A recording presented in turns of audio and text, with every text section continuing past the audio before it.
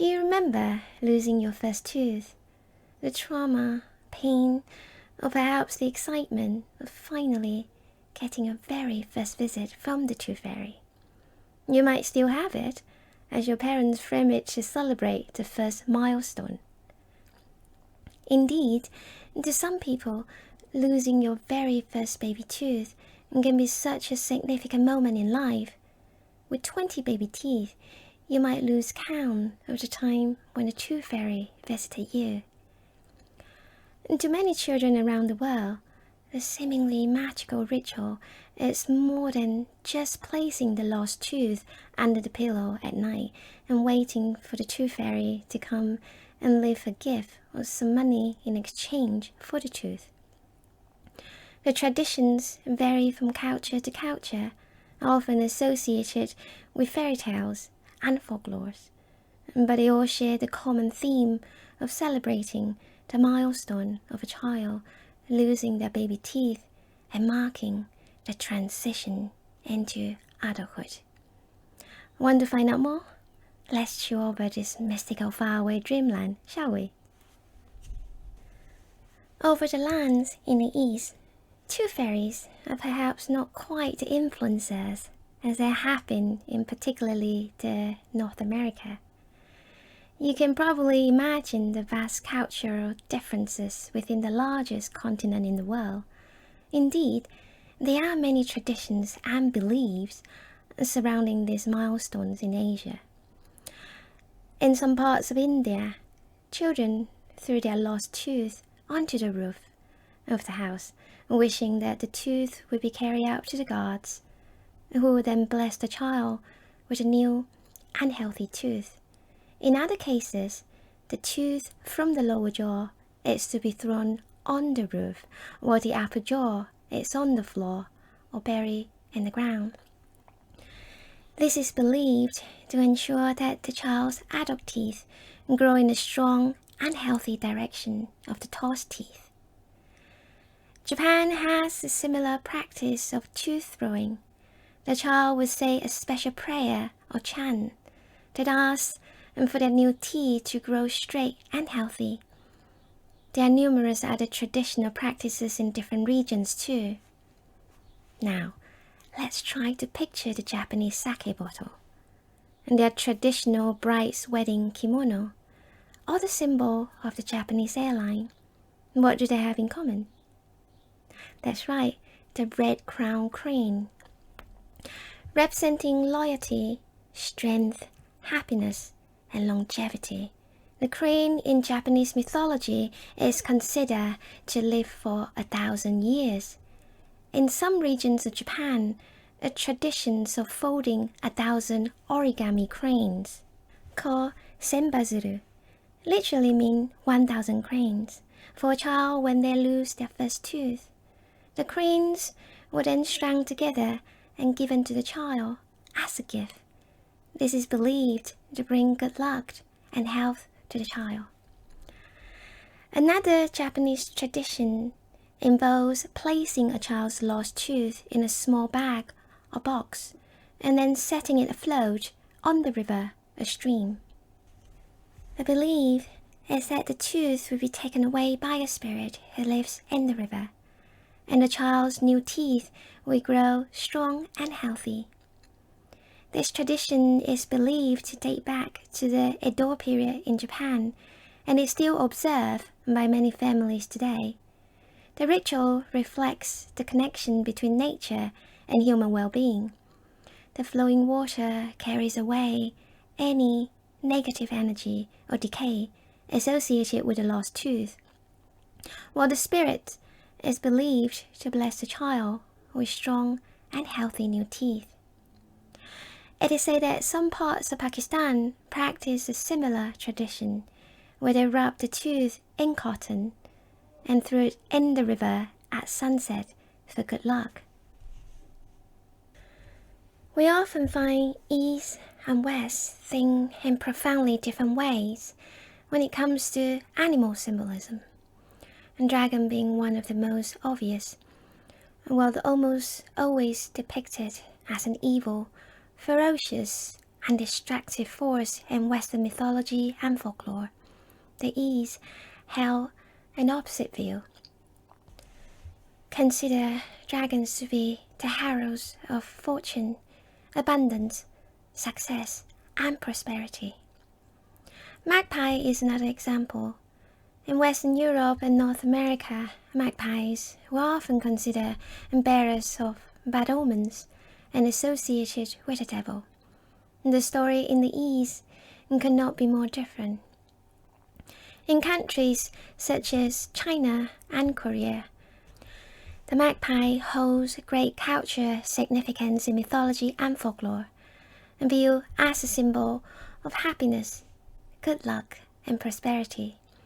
Just as the crane's significance to the Japanese culture, magpie, as a national bird of Korea, is a common symbol of Korean identity. The child who threw their lost tooth onto the roof was singing a rhyme to a magpie, wishing the sacred bird would take it and bring back a healthy new tooth. Both Malaysia and China share a similar tooth-throwing tradition as Japan and India. Some regions, however, would choose to bury the tooth. Ancient China believed that teeth were linked to qi, the life force of an individual. Some families would bury it outside their home to prevent their life force from escaping. Turkey shares the tooth bury tradition. The location selected to bury the first tooth is said to reflect their potential career. So, a hospital garden, part near the financial district, or football field. Take your pick. It is said that children in some parts of Egypt and other Middle Eastern countries will throw their lost tooth towards the sun and ask for a strong, healthy adult tooth. Perhaps the tradition derived from the ancient worship of the sun god Ra and other sun worship, such as the cult of Mithras, since the sun is seen as a symbol of strength and vitality. Besides birds, the most popular animal associated with lost teeth is perhaps rodents, with El Ratoncito Pérez being the most famous among them. During the late 19th century, Spanish writer Luis Coloma was asked to write a story for the young King Alfonso XIII when he lost his first tooth at the age of 8. The story tells of a little mouse, Perez, who lives with his family in a box of cookies in the basements of a confectionery store in the city of Madrid. Coloma described Perez as a tiny little mouse in a straw hat and slippers and big gold spectacles. A red satchel was slung across his back. The little mouse not only has style, but also good manners and a kind heart. He explores the city of Madrid through underground pipes and visits children who have just lost a tooth. Perez formed a beautiful friendship with the young king and took him to one of his gigs where he left a gold coin to a young boy from a poor family who lost a tooth.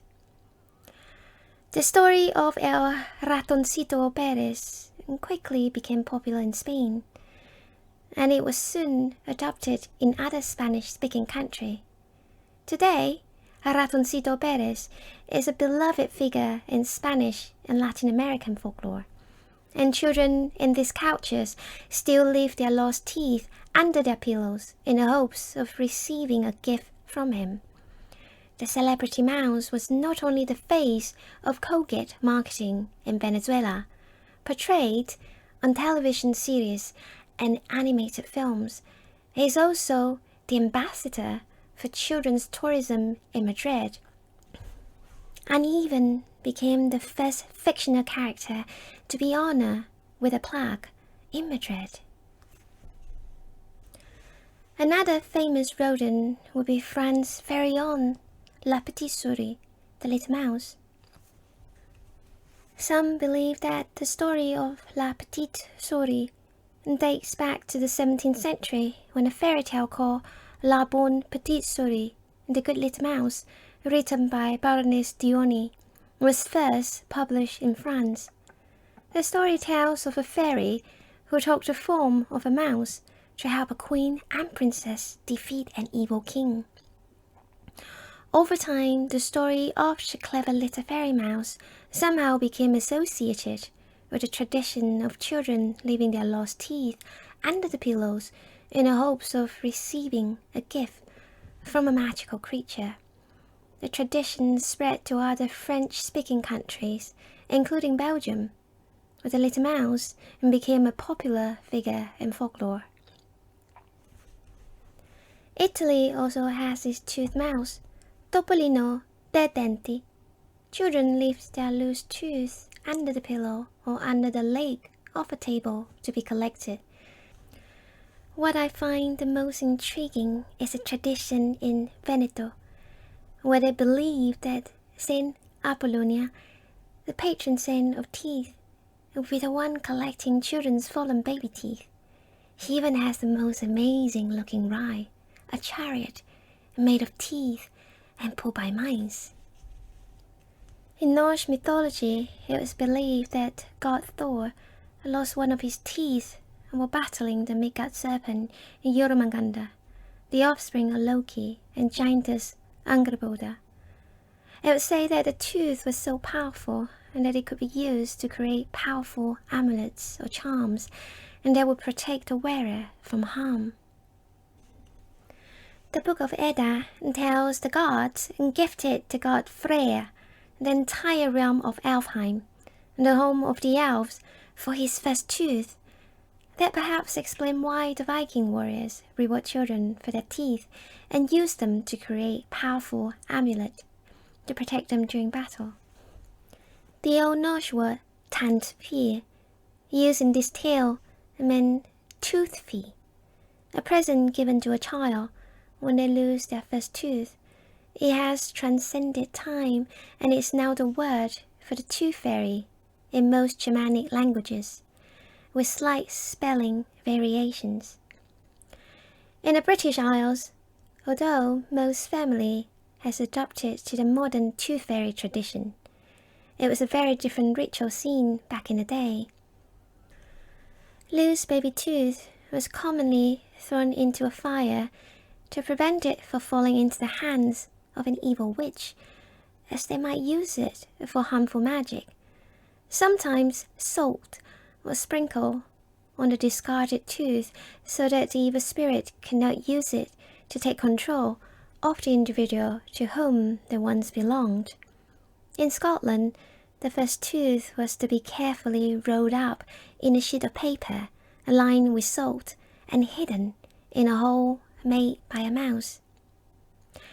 These are of course just some of the examples of the traditions practiced or still being observed around the world. And there are many more out there. Thanks to popular culture, the Tooth Fairy might be the youngest addition to the Tooth Collectors Club, but undoubtedly one of the most known, if not the most famous. Regardless of the culture and tradition one practices, we can be sure that the common goal is to help children overcome their fears and anxieties about losing their teeth, and a way to celebrate an important milestone in a child's growth and development. As Luis Galoma wrote in the story of Raton Pérez, the famous tooth mouse, fear is natural to the prudent. To conquer it is to be courageous. What lovely words to help calm the children, don't you think? And remember, never underestimate the power of fairy tales and folklores. Thank you for listening. Until next time, Rivers out.